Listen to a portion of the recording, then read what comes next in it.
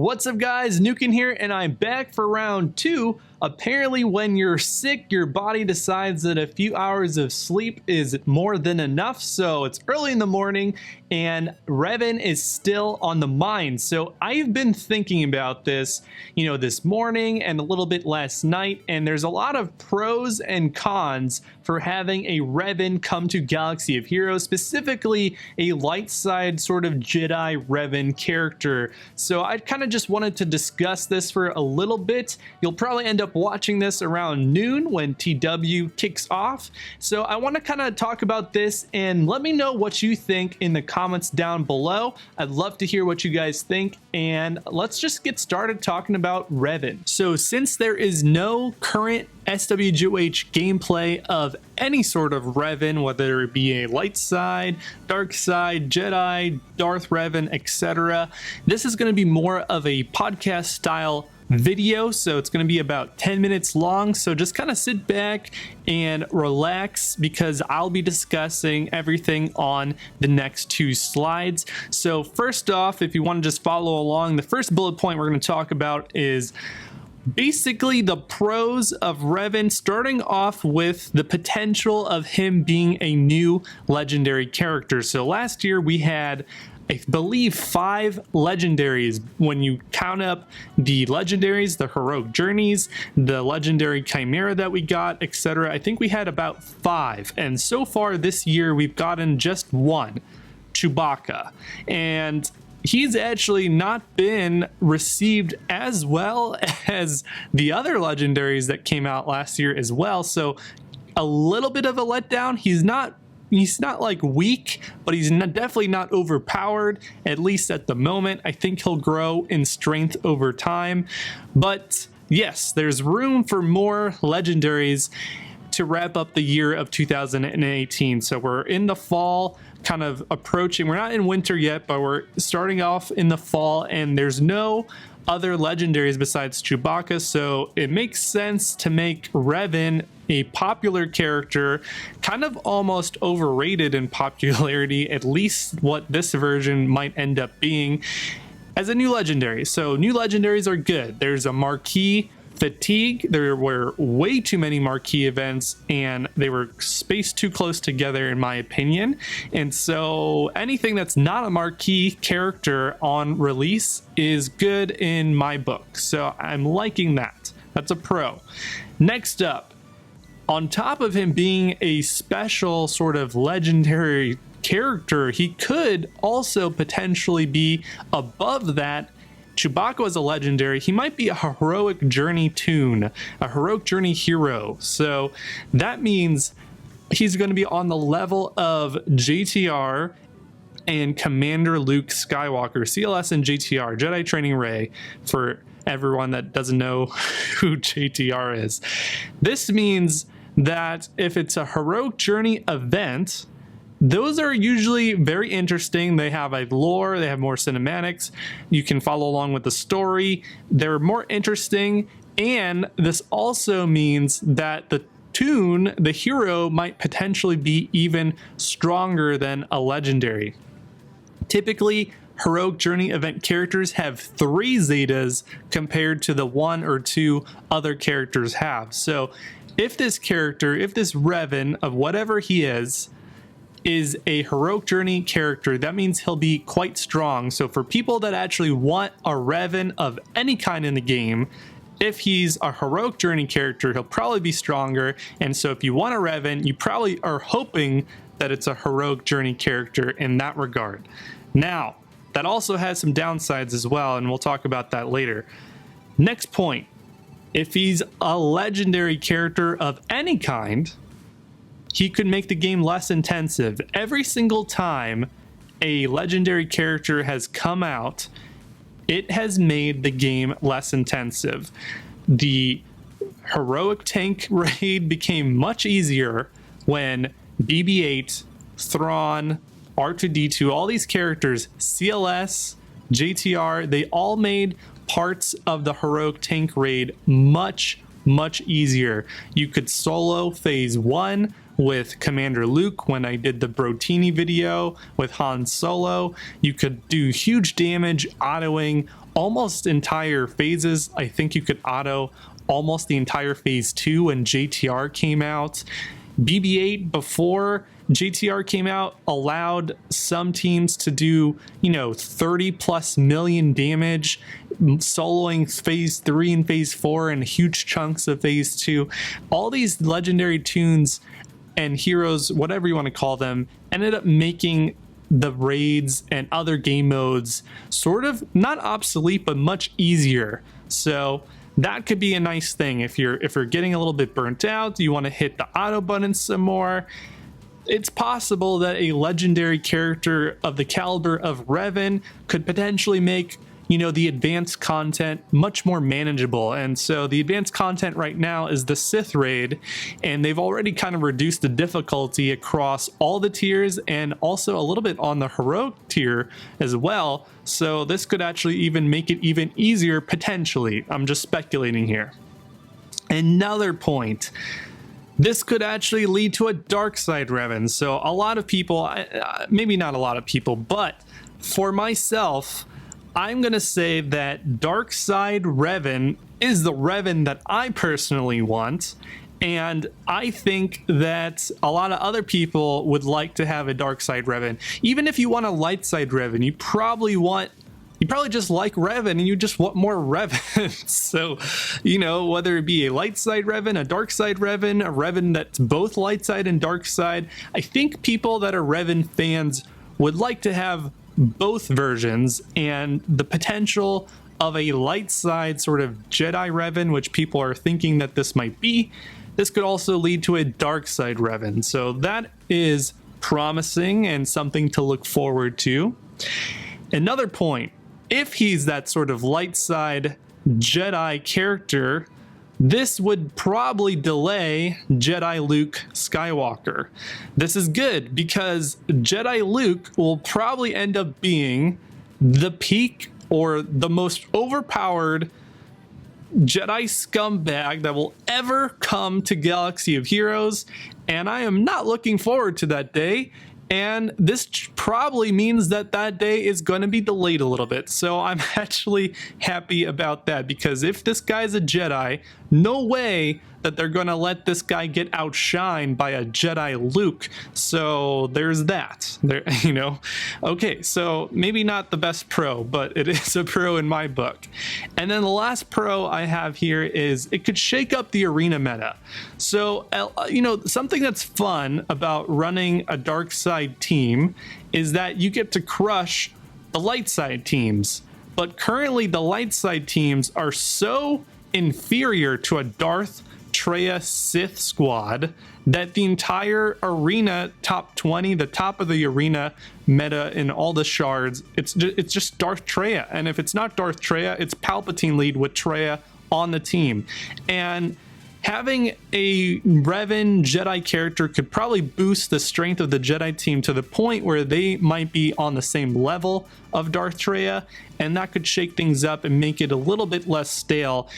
I want to crush Jedi scum with my TRAI. I don't want to crush other Darth TRAIs. That makes me sad, So the difference between having a little bit of a boost to the Jedi, hopefully it's not stronger than Darth TRAI, but who knows? If it becomes stronger than Darth TRAI, I'll still probably end up running my Darth TRAI as my arena team because I just prefer that. And I think a lot of people will as well because they've been investing in this team. So, it could shake up the arena meta, and everything that makes things less stale and more interesting is probably a pro in my book and for a lot of people's books. Now, those were the pros. Now let's talk about cons. So cons for Revan coming to the game. Starting off with the cons for Revan coming to the game, we have the first bullet point here if you're following along. This could potentially mean or signal that we're not getting a general Grievous rework at this time. I know people were excited that potentially we're going to get a Grievous rework either this month or this quarter, but this means, in my opinion, that it is less likely that we will be getting a Grievous rework because of this news. I think they want Grievous to do well, and I think they want the droids to be reworked, or the separatist, or whatever faction Grievous ends up kind of having the most synergy with when they eventually rework him, which eventually it will happen. But in my opinion, I don't think that they're going to be reworking him. And if they do, then in my opinion, that's probably a disservice to Grievous and fans of Grievous, because everyone is going to be having Revan on the back of their minds, and no one wants to have, you know, a month worth of fun with Grievous only to just get pooped on and not even get close to unlocking a Revan of whatever kind that we're going to get. You know, everyone's going to try to hoard their gear and panic farm potentially these old Republic characters. They're not going to even invest in the separatists or Grievous. I know some people have already kind of geared up their Grievous for the eventual day that it gets reworked, and good for you. And maybe you have some separatists geared up. I don't have any of those. A lot of people don't. And I don't think that a lot of people will invest in them, even if there is a Grievous rework, because of this sort of looming Revan presence coming this quarter. Now, I think that's a negative, and I think it would be a disservice to even rework Grievous at this time, but I don't even think it might even happen anymore. So that's the first point. Second point, I think this also means, it's a very similar point, that we're not going to be getting a First Order Legendary. I really, really want General Hux or Snoke or some huge badass to come from the First Order. And then we haven't gotten one of those. First Order have not been able to shine in the arena ever, really. I mean, for brief moments when they reworked Phasma, like, they had a few, you know, a little bit of time in the sun, but really they weren't even the meta. They were just viable. And when Kylo Ren Unmasked came out, they still weren't arena meta, and they have continued to just be a little bit subpar. You know, they do well in TW, but that's because they have that passive bonus, and a lot of people aren't using, you know, their best teams against them, and you know, there's only so many meta teams, and so First Order have not had arena fun. Last Jedi came out almost a year ago. Also, we're getting the Star Wars Resistance show, and so you would think that we would have some First Order love this quarter. Maybe that's going to be next quarter, but it seems like this quarter, I don't think that the chances are high that we're going to get a First Order Legendary. Maybe we'll get a First Order character, but Legendary seems, you know, kind of out the window as well. Kind of a similar point with General Grievous, and so it's every so often Arnold and I will just be like, you know what we're looking forward to? Grievous rework and Hux and Snoke, etc., etc. And they just kind of keep twiddling our thumbs over here, or forcing us to twiddle our thumbs, because there does not seem to be any sort of hope that this is going to be happening anytime soon. But they are aware, at least, because we remind them all the time. So, okay, next point. This version of Revan seems to be light side or Jedi. We kind of talked about that. This is a little bit disappointing because the hype about Revan is mostly about Darth Revan. Also, you know, when we were talking about Grievous and First Order, etc., I would say that more people know about a toon or a hero, even a villain, they know General Grievous because he was in the movies, he was in the prequels, he was in the Clone Wars. Revan really doesn't have too much sort of, you know, cinematic footage out there for himself, and more people are more familiar with a character like Snoke or Hux or Grievous.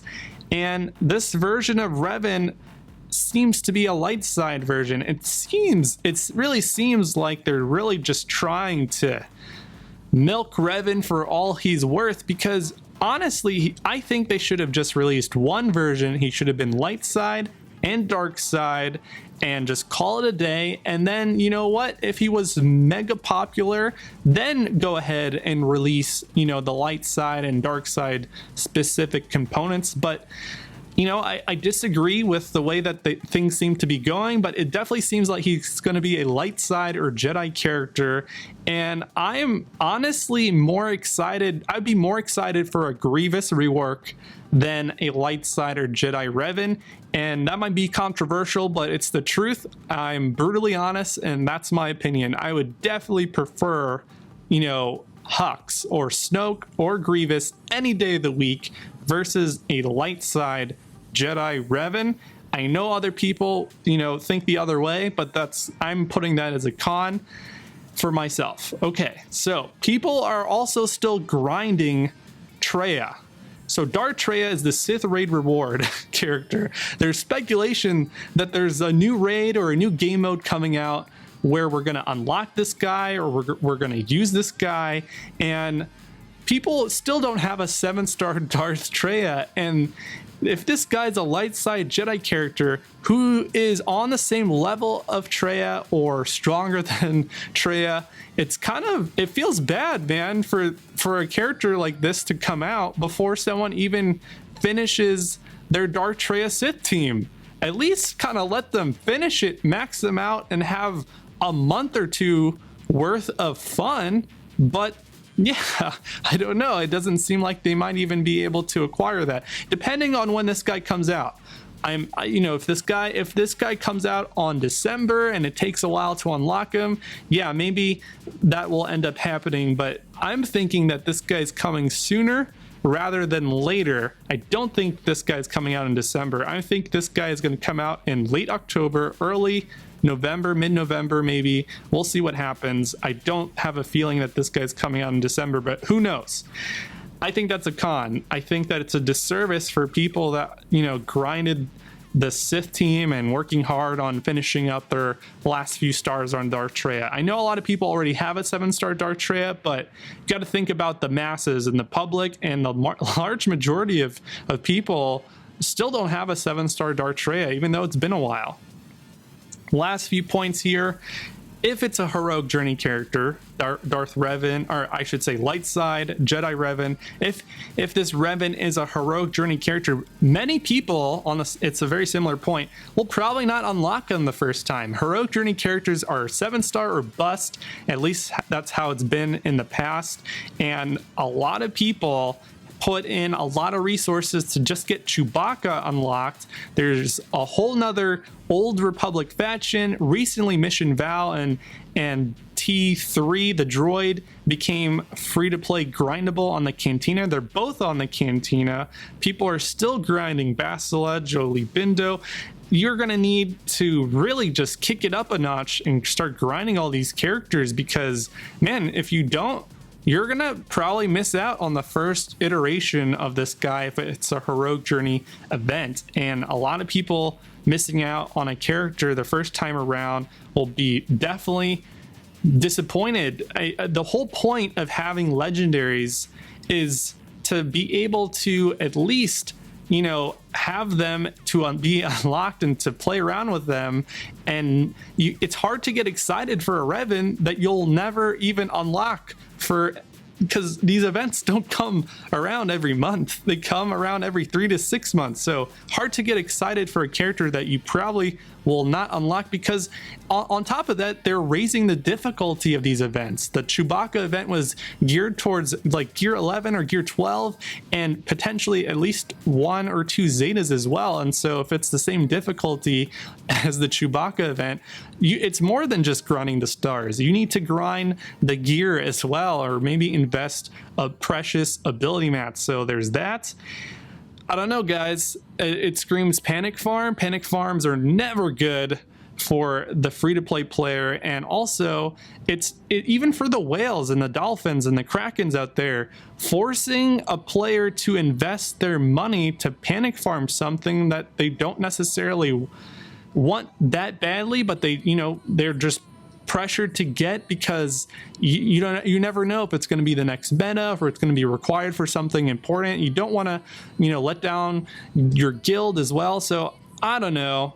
That's some of the cons. So we started off with the pros and we ended with the cons.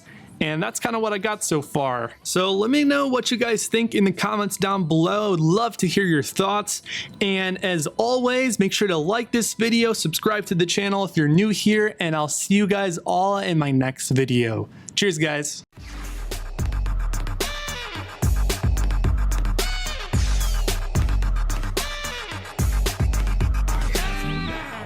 The Force will be with you.